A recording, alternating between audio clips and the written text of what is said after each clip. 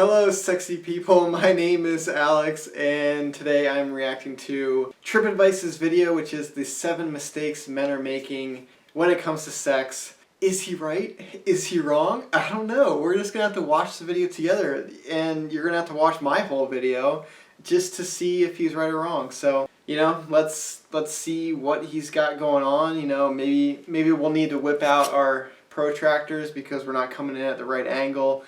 And the sex isn't physically what it should be. We need to measure things out better and go at the right speed and velocity. Who knows? These mistakes could be valid points. Let's find out. When you learn how to be good in the bedroom, women will come back for more. So yeah, if you provide good sexual experiences, people are going to want to come back for more. They're going to want to see you again. The other thing is that if you know you've provided a good sexual experience, that feels so good and is such a huge confidence boost. So yeah, get better at sex. It's an important thing and it's going to make you feel amazing and confident in other areas of your life too. So, it's not just all about banging. This stuff translates into other areas of your life. I'm giving you guys gifts for your entire life, not just when you're banging, okay? So I think that a lot of women, what they deal with is selfishness. And I'm not saying that men are selfish in the bedroom, but I think that the way sex works, it can come off that way. All right, so some of the theory behind what we're gonna be talking about today is this idea that men are really focusing on themselves too much.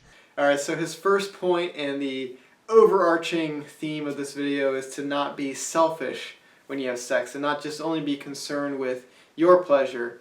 And yeah, that's exactly right. I think probably porn has given us the idea as a society that sex is determined by the man's orgasm, and the man's orgasm is like the driving factor. It's whenever the man finishes, that's when sex is done, and you roll over, you say your goodbyes or whatever you do, and then you're just on your way. No, that idea is so crazy to me. Sex doesn't have to end when the guy is finished and when the guy has their orgasm. If you finish first and you're a guy, then and your partner is still into it and still wants to have their own orgasm, then yeah, do other stuff. Use your hands, use your mouth in whatever creative ways you can think of using your mouth. Sex is not determined by the man, and it shouldn't be. It should be a partner, a mutual connection type thing that you're working together toward this common goal of mutual pleasure.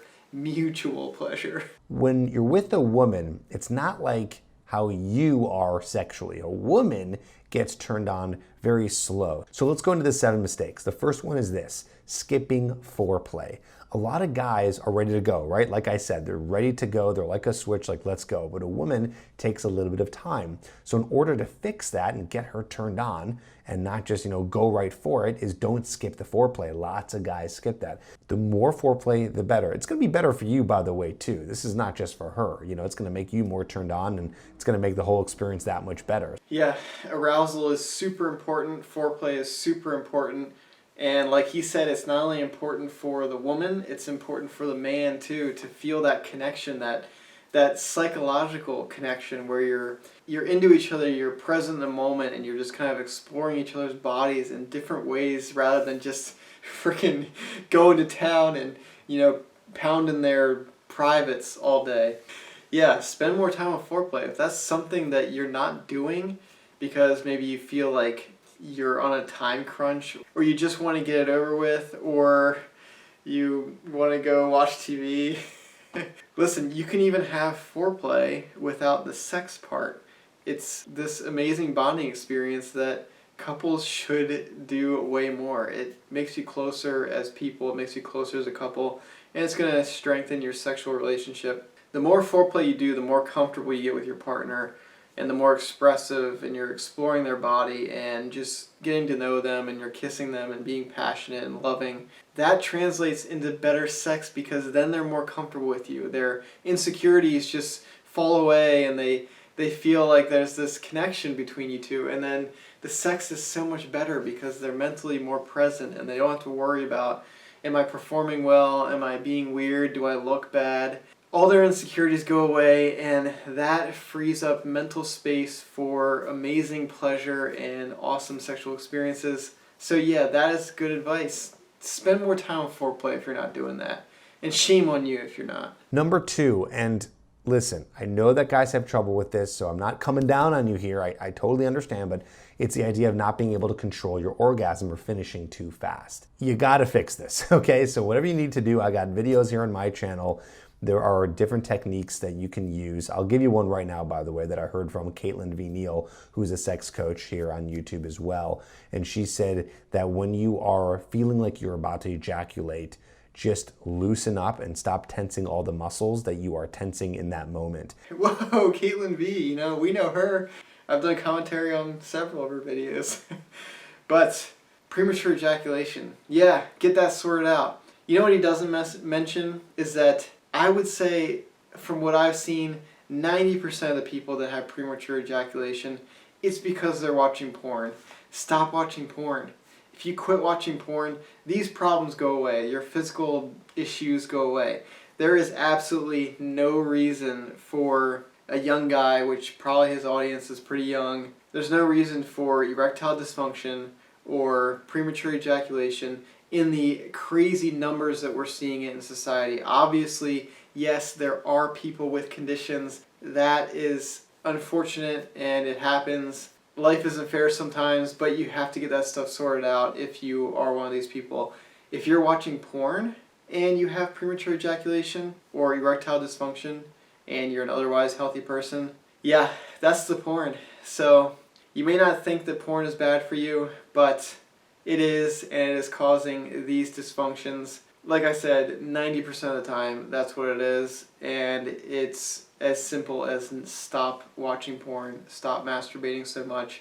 This goes for all sexual dysfunction. Porn is the root cause of a lot of sexual dysfunction. So, if you want to have better sex, step number 1, get rid of porn. Here's another one kind of related to that. Number 3 is really only giving yourself an orgasm and not focusing on her. Yeah, so I already touched on this earlier because I'm just so far ahead of this guy that it's just ridiculous. This guy seems like a good guy. Anyway, yeah, like I said, sex doesn't have to end when the guy is finished. You can do other stuff after that if your partner still wants to continue going. I know it might be hard for men because once you have your orgasm, it's like, what's sex? Like, can't we do something else? And you just feel like you're not aroused at all anymore. And yeah, this is a real thing. And, don't be selfish, like we said before. Give your partner, I always like to think of equality. I try to give my partners at least as many orgasms as I'm having, and in most cases, way more than I'm having. Because I'm just so generous, right? No, I'm not trying to brag. But I'm just saying, women can have multiple orgasms in a single sexual experience. Men, it's kind of like one and done, unless you're some god of a man. So just think of equality, be generous. Give them as much as you get. And guess what? It's good for everyone because if they see that you're being generous, they're going to want to be generous too. They're going to return the favor. There's this sexual reciprocity. So yeah, be generous and don't be selfish, and you'll get what you deserve basically in sex. So if you're selfish, that's what you'll get. If you're generous, you're going to get that back. Number 4, the mistake is being afraid to speak up on what you like. A lot of guys might not be very courageous to say what they're interested in, and maybe some of the kinky stuff they're interested in, maybe stuff that even is fairly vanilla, but they think is kinky. Whatever that may be to you, communicate, bring that up, and say that you want to try that with her, or ask her what she's interested in doing. Again, this can be in a relationship or a girl you've been dating for a little bit. This is the best tip so far. Communicate with your partner, tell them what you want, ask them what they want, and have this open dialogue, especially if it's someone that you're in a relationship with or you're having sex with. If you haven't talked about sex with them, what are you doing, at this point? What are you doing? So talk to your partner. I would go one step further and make sure when you talk to them that you are portraying yourself as being completely non-judgmental and completely open-minded as you discuss sexual topics. If there is any doubt or any negativity in terms of that sexual discussion where your partner feels like they may be judged for something they like or dislike in sex, that is going to kill your sexual relationship completely, because then when you have sex with them, that is what they're thinking about. They're thinking, I can't be myself, I can't truly express myself because I'm going to be judged for it. So that would be my kind of add-on to this. Have the courage to talk to your partner. Everyone likes talking about sex, so just do it. Number 5, in no specific order, and I hate that I have to say this, this should be obvious, but you gotta ask for consent, okay? Ask for consent, yeah. We don't want people going around doing bad things, okay? This is one of the reasons why I'm a huge proponent of communicating about sex before you've had sex with a certain partner, because then you can kind of clear the air on these things before you've had sex.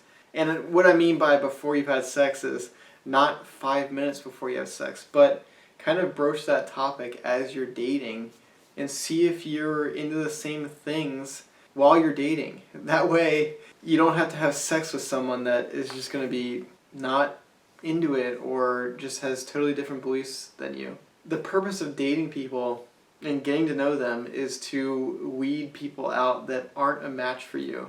It's to really find out if you're compatible with someone. And I think people figure out if they're compatible in other ways, but then they don't talk about sex. And so you're just going in blind when it comes to sex. So talk about sex, and yeah, don't do anything shady. Get their consent. I mean, if you're doing something shady, then what's wrong with you? Here's a mistake. Guys not giving eye contact. Something is interesting with sex. It's like scary for a lot of guys to give eye contact or have eye contact during sex. It's like we're doing this very intimate thing and looking at them is going to make it that much more intense. Yes, it does make it more intense in a good way, and it connects you to that person. Eye contact is a really good psychological stimulation builder because, like he said, it connects you to the experience. And it also makes you come across as a confident, amazing sex god that is just so comfortable in the experience and just totally into it. And it shows that they're into you if you're looking into their eyes.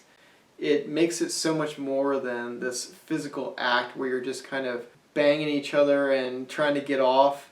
It transforms it into the kind of this spiritual, sensual experience, and that's so powerful and so important. Here's number 7, and I'm glad we made it this far because this is a very important one. This is the mistake, it's only focusing on the sensual parts of the body, right? Like the obvious ones, like the vagina. As guys will only focus on that and maybe the breasts, and like that's it. There's other places on the body. So his final tip is to explore different parts of your partner's body, not just the cliche erogenous zones. And yeah, that is extremely good advice. So really explore your partner and touch them and have this intimate moment. Sex isn't about pounding away and getting off. It's about connecting to someone. So if you kind of put all this stuff together, communicate with your partner, find out what they like, dislike, get their consent like he said, don't do anything shady. And then really spend time with foreplay and connecting and bonding and getting to know each other physically and having that closeness. That is going to make every sexual experience such a special thing, especially if they've already told you what they like and dislike in sex, and then you're able to kind of do that. That is what makes good sex. The psychological aspect of it, where you're bonding and you're connected and you're in the moment and you're present and you are passionate. That is what makes a good sexual experience. So, yeah, I mean, he gave pretty good advice. So, that's my analysis. So, anyway, if you like this video, go ahead and subscribe, give me a like, and do all that kind of stuff. Leave me a comment, and I will answer as many as I can. Doing daily uploads, so I hope to see you in the next video. Thanks for watching. Bye, guys.